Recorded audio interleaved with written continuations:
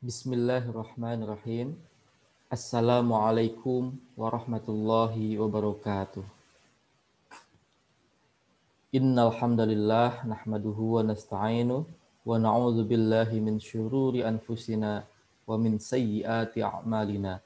May yahdihillahu fala mudhillalah wa may yudlilhu fala hadiyalah. Asyhadu an la ilaha illallah wa asyhadu anna Muhammadan abduhu wa rasuluh allazi la nabiyya ba'dah. Puji syukur kita panjatkan kepada Allah Subhanahu wa taala dan salawat dan salam kita ucapkan pula kepada baginda Rasulullah sallallahu alaihi wasallam. Alhamdulillahirabbil alamin, pada kesempatan kali ini kita masih dipertemukan oleh Allah Subhanahu wa taala, masih diberikan panjang umur dan masih diberikan kesehatan oleh Allah Subhanahu wa taala. Sehingga kita masih bisa sama-sama belajar walaupun masih dengan jarak jauh. Oke, alhamdulillah. Pada kali ini kita akan melanjutkan kepada pembelajaran selanjutnya. Dan kali ini kita insya Allah akan membahas lanjutan materi tentang syahadat. Dan pertemuan sebelumnya kita sudah membahas tentang syahadat dan syahadat tauhid. Ya, dalam kalimat syahadat kan ada kalimat asyhadu alla ilaha illallah yang dinamakan sebagai syahadat tauhid dan wa asyhadu anna Muhammadan abduhu wa rasuluh yang dinamakan sebagai syahadat rasul. Ya. Syahadat tauhid artinya syahadat untuk menyatakan keesaan Allah Subhanahu wa taala dan syahadat rasul yaitu kesaksian kita sebagai umat Rasulullah Shallallahu alaihi wasallam bahwa Nabi Muhammad adalah utusan Allah Subhanahu wa taala. Baiklah, untuk pertemuan kali ini kita langsung ke pembahasan ya. Ke pembahasan tentang syahadat ya. Syahadat Rasul. Jadi ini adalah materi lanjutan dari materi sebelumnya yaitu tentang syahadat dan kali ini kita akan bahas syahadat Rasul. Nah, sebelum kita bahas tentang syahadatnya, seperti yang sudah disampaikan oleh Pak Yusuf di pertemuan sebelumnya, jika nanti ada kuis ya di Google Classroom-nya, silakan klik submit ya kalau sudah selesai menyelesaikan tugas kuisnya, kuis ya untuk kuis. Insya Allah ya jawaban-jawaban anak-anak sudah Pak Yusuf terima. Tapi biasanya nanti yang mengerjakan melalui handphone biasanya masih ada tulisan apa namanya? Ada tulisan tugas ya. Jadi tugasnya seakan-akan masih belum diselesaikan. Jadi kalau sudah menyelesaikan kuisnya, ya silahkan ya klik ke bawahnya kan biasanya ada untuk upload link, upload video, upload file gitu ya. Nah, langsung aja klik submit atau serahkan ya, serahkan tugas gitu ya. Nanti insya Allah kalau sudah mengerjakan kuisnya, insya Allah ya tidak muncul lagi dan nilainya sudah diterima oleh Pak Yusuf ya. Jadi tenang aja. Jadi walaupun nanti seakan-akan belum diserahkan ya tugasnya atau kuisnya, seakan-akan belum mengerjakan kuis, padahal sudah gitu ya. Insya Allah jawaban-jawabannya itu sudah diterima oleh Pak Yusuf ya. Jadi tenang aja. Oke, lanjut ke pembahasan untuk pertemuan kali ini yaitu syahadat Rasul. Ya. Nah, yang akan kita bahas yang pertama adalah makna syahadat Rasul, yang kedua adalah rukun dari syahadat Rasul, terus yang ketiga syarat syahadat Rasul, dan yang keempat adalah pembatal dari syahadatain yang sudah kita bahas ya, syahadat Rasul maupun syahadat tauhid. Nah, yang pertama adalah makna dari syahadat Rasul ini. Ya, sebetulnya pekan kemarin sudah Pak Yusuf sampaikan sedikit tentang makna syahadat Rasul. Nah, kalimatnya adalah wa asyhadu anna Muhammadan abduhu wa rasul. Yang artinya wa itu artinya dan. Asyhadu artinya saya bersaksi. Anna artinya sesungguhnya. Muhammadan adalah Muhammad. Abduhu adalah hamba Allah, wa rasuluhu adalah utusan dan utusan Allah. Wa ada wa-nya di situ dan. Wa rasuluhu dan utusan Allah ya. Nah, di sini ada kalimat Muhammadan, yang dimaksud Muhammad di sini bukan Muhammad yang lain, yang dimaksud adalah Muhammad bin Abdullah, yaitu ya Muhammad yang anaknya Abdullah dan masih keturunannya Nabi Ibrahim alaihi salam. Nah, syahadat Rasul artinya mengakui, ya di sini dijelaskan mengakui secara lahir dan batin bahwa Muhammad Shallallahu Alaihi Wasallam adalah hamba dan Rasul terakhir yang diutus oleh Allah Subhanahu Wa Taala kepada seluruh umat manusia. Dan jangan sampai juga kita meyakini masih ada nabi-nabi yang lain setelah Nabi Muhammad. Misalnya ada yang meyakini ada Nabi Ahmad setelah Nabi Muhammad.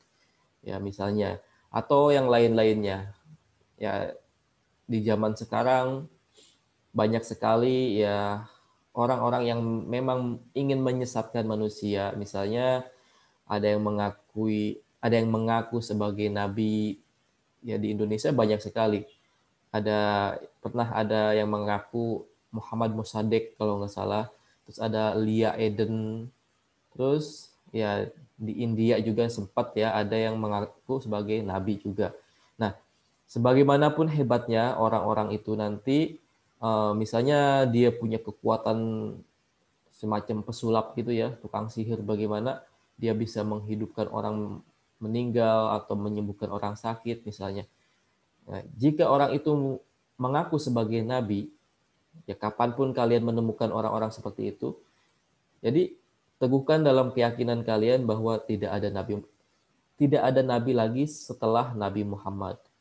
Nabi Muhammad adalah nabi terakhir yang diutus oleh Allah Subhanahu wa taala. Nah, dan memang Nabi Muhammad ya mukjizatnya tidak seperti Nabi Isa alaihi salam yang mukjizatnya itu sangat mengagumkan, seperti bisa menghidupkan orang meninggal, menyembuhkan orang sakit yang seakan-akan sudah tidak akan bisa sembuh gitu ya. Nah, Nabi Muhammad itu tidak punya mukjizat seperti itu, tidak diberikan mukjizat seperti itu, tapi mukjizatnya adalah Al-Qur'an ya, Al-Karim, yang sudah kita terima dan kita baca setiap hari dan kita hafalkan dan kita yakini, kita pahami setiap harinya ya. Nah, itu adalah makna syahadat ya. Meyakini ya, bersaksi bahwa Muhammad bin Abdullah adalah hamba Allah dan Rasulullah. Selanjutnya adalah di sini ada rukun syahadat. Ya, syahadat Rasul, ya rukun syahadat Rasul. Kemarin juga kan di syahadat tauhid ada rukunnya.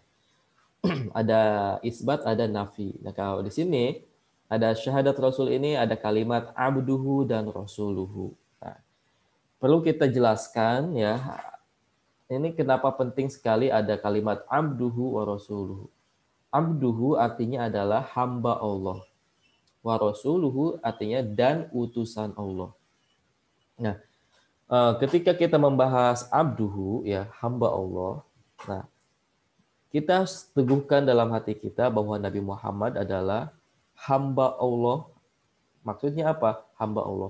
Manusia biasa sama seperti semua manusia yang diciptakan oleh Allah Subhanahu wa taala.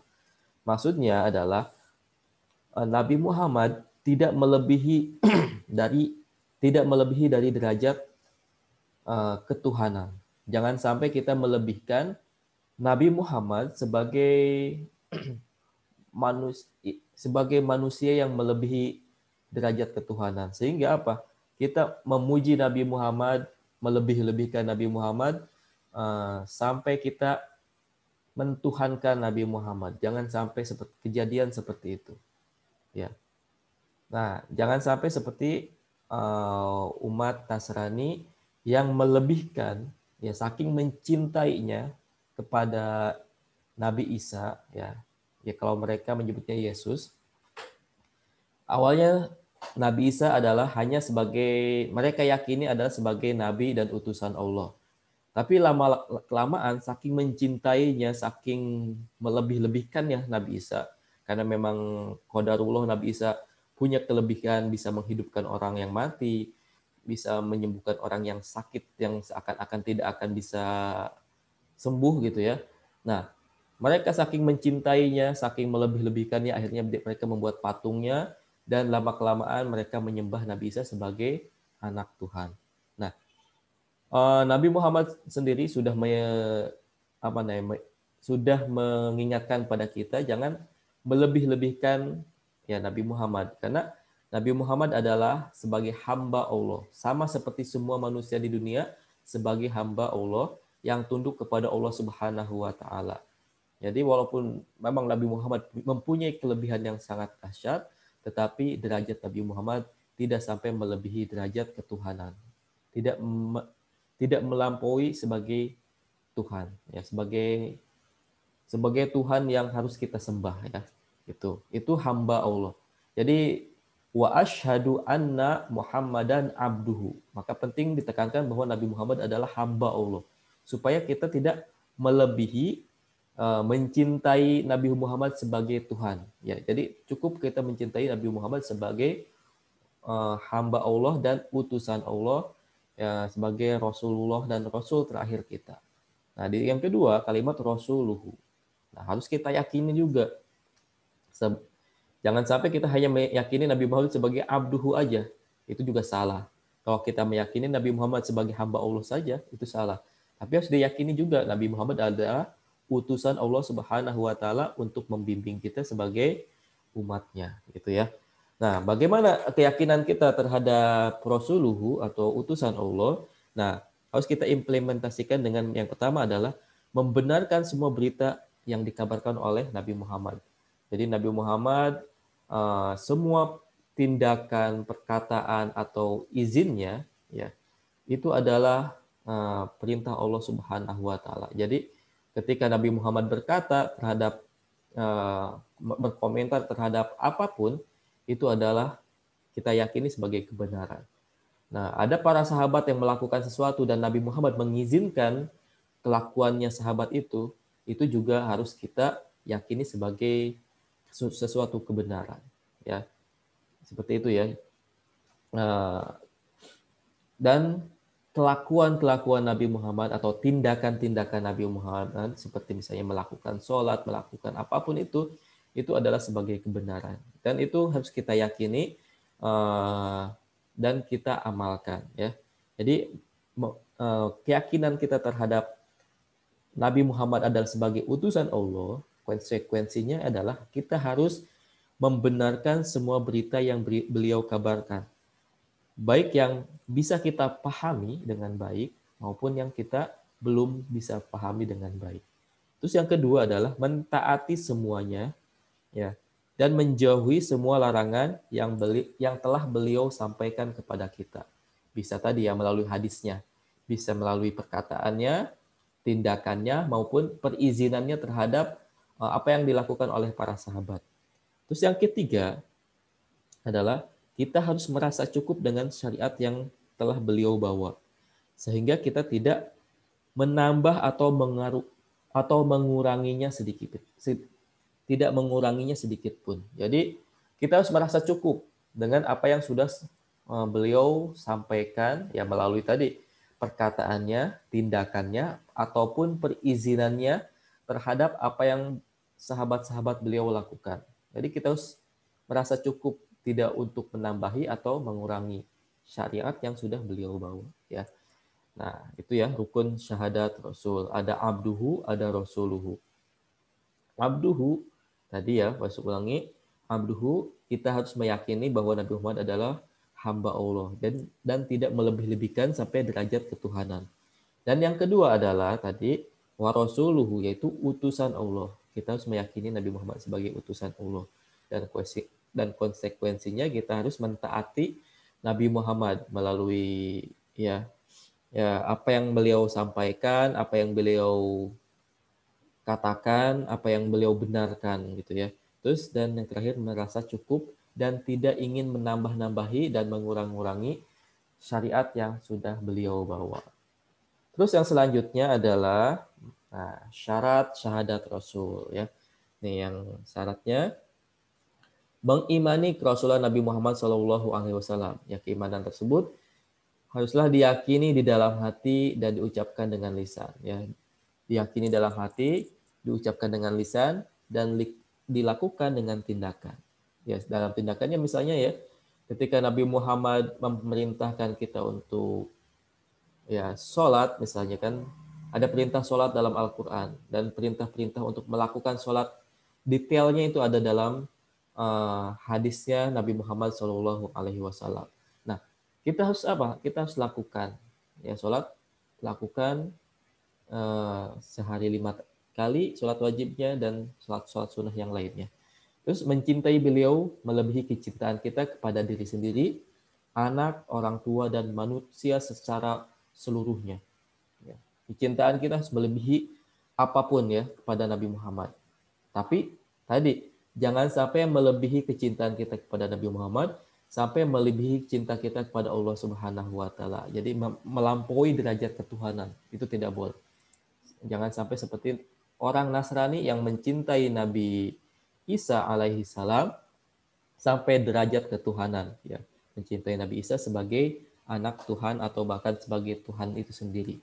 Terus yang ketiga adalah mendahulukan syariat beliau daripada ucapan manusia atau pendapat-pendapat yang lainnya. Jadi seandainya suatu saat ya kita menemukan perkataan beliau, nah terus ada dan kurang masuk akal menurut kita, terus ada pendapat-pendapat orang yang lebih masuk akal, kita harus lebih mendahulukan perkataan beliau.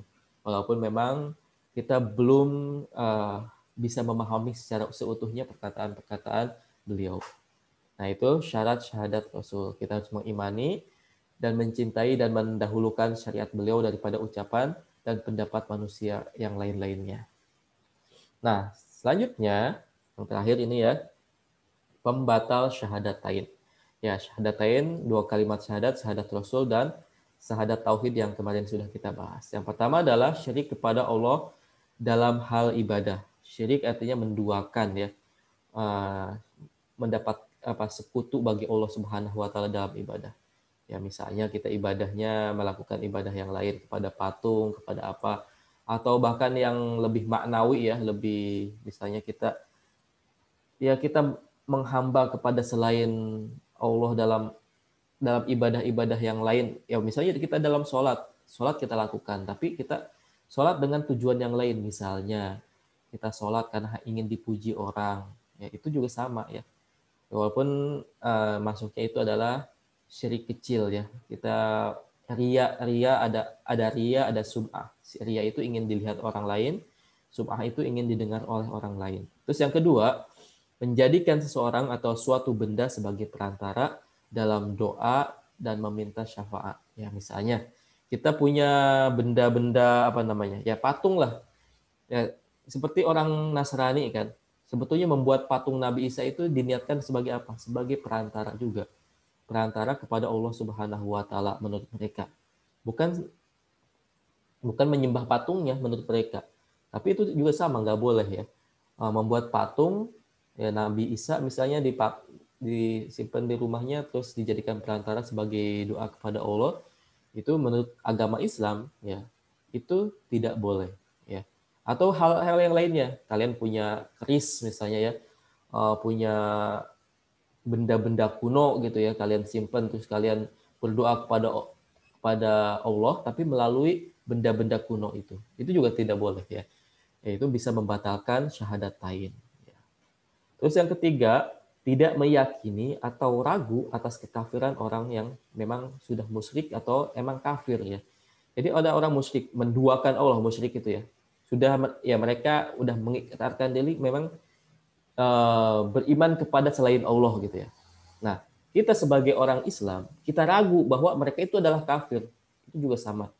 Itu bisa membatalkan syahadat kita, membatalkan keimanan kita kepada Allah Subhanahu wa taala. Jadi kalau ada orang yang memang sudah mengikrarkan diri, sudah menyatakan bahwa memang mereka menyembah selain Allah, nah kita harus yakini memang mereka sudah keluar dari Islam, kayak gitu ya. Terus yang keempat, beranggapan semua agama baik dan benar. Ya, ini juga sama, bisa membatalkan syahadatain. Terus meyakini ada ajaran yang lebih baik dari ajaran Rasulullah dan boleh tidak mengikuti syariat dari Rasulullah. Ya, itu juga sama bisa membatalkan syahadatain. Yang keenam, membenci salah satu syariat Rasulullah meskipun tetap mengamalkannya. Jadi Rasulullah punya syariat-syariat yang banyak, misalkan memerintahkan kita sholat, memerintahkan kita zakat, dan lain-lain ya. Yang sunah-sunahnya banyak ya, misalnya sunah puasa Senin Kamis. Nah, kita mentang-mentang ya ngerasa nggak kuat berpuasa, ya kita membenci bahwa ada puasa Senin Kamis misalnya. Itu juga sama, bisa membatalkan kalimat syahadat ya, membatalkan keyakinan kita kepada Allah Subhanahu wa taala. Terus yang ketujuh adalah mengolok-olok salah satu ajaran Islam, yang menghina, menjadi bercandaan, menjadi lelucon gitu ya. Ya, mungkin beberapa tahun yang lalu atau bahkan sekarang juga ada ya. Ada orang-orang yang memvideokan bagaimana bercanda, ya sholat sambil bercanda, melakukan gerakan sholat sambil bercanda, sambil ya menghina atau bagaimana, ya itu kalau seandainya orang-orang itu adalah seorang Islam yang melakukannya, itu bisa membatalkan ya keimanan ya kepada Allah Subhanahu wa taala. Membatalkan syahadat ya, berarti membatalkan keimanan kepada Allah Subhanahu wa taala. Terus yang kedelapan, melakukan praktik sihir dan guna-guna. Ya, ini juga sama, membatalkan dua kalimat syahadat. Kita datang ke dukun untuk meminta nasihat dari dukun ya. Misal kita punya usaha dagang dan segala macam ya, terus dagangan kita nggak laku-laku, supaya laku bagaimana, kita datang ke dukun, minta jampi-jampi, minta jimat, minta apa segala macam. Nah, itu bisa membatalkan syahadatain kita, bisa membatalkan keimanan kita kepada Allah Subhanahu wa taala. Nah, uh, selanjutnya adalah lebih mencintai dan menolong orang kafir daripada sesama muslim ya. Kalau misalnya ada dua kesusahan ya, ada orang muslim susah, orang non muslim juga susah ya. Ya, kita dahulukan kita sesama saudara kita, sesama orang muslim. Tapi seandainya kita tidak dalam dua pilihan begitu ya, tetap kita menolong ya siapapun, bahkan menolong binatang pun ya kita tolong, atau apapun kita tolong. Tapi kalau ada dua pilihan seperti itu ya, kita dahulukan sebagai saudara kita seorang muslim. Terus yang terakhir adalah yang udah pasti ini ya, berpaling dari Islam. Baik karena tidak mau mempelajarinya atau karena tidak mau mengamalkannya. Ya, berpaling dari Islam ya sama dengan kita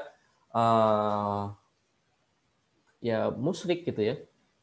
Misalnya ya udah kita ya nauzubillah misalnya, karena memang kita susah hidup segala macam, ya udahlah kita masuk agama lain aja misalnya, berpendapat seperti itu, terus ikut agama lain, melakukan agama sesuai agama lain misalnya karena memang dikasih uang, dikasih apa misalnya gitu ya. Itu jelas ya, itu membatalkan kalimat ya, membatalkan syahadatain yang sudah kita ucapkan, yang sudah kita yakini sebelumnya. Nah, ini pembatal-pembatal syahadatain. Ini Pak Yusuf ya berharap kalian ini pelajari dengan baik, kalian ingat, kalian pahami. Karena ini memang pelajaran kita dalam pembelajaran di sekolah, tapi memang betul-betul ini adalah buat kalian yakini dan pegang dalam kehidupan kalian sehari-hari. Dan sampai dewasa nanti, sampai sudah besar, kalian pegang-pegang hal yang seperti ini ya. Yakini dengan baik, ingat dengan baik, hindari jangan sampai nauzubillah ya syahadat kalian batal nauzubillah ya. Pak Yusuf sebagai guru kalian, Pak Yusuf berharap kalian bisa teguh keimanan kalian ya, setidaknya dengan belajar seperti ini kalian tahu mana yang bisa kalian lakukan, mana yang harus kalian lakukan, mana yang tidak boleh kalian lakukan ya. Mungkin sekian pembelajaran untuk kali ini, silahkan pahami dengan baik dan ya amalkan dalam kehidupan sehari-hari. Semoga bermanfaat dalam kehidupan sehari-hari. Dan semoga sehat terus ya di rumah. Kita tutup dengan kafaratul majlis. Subhanakallahumma wa bihamdika asyhadu an la ilaha illa anta astaghfiruka wa atubu ilaik. Assalamualaikum warahmatullahi wabarakatuh.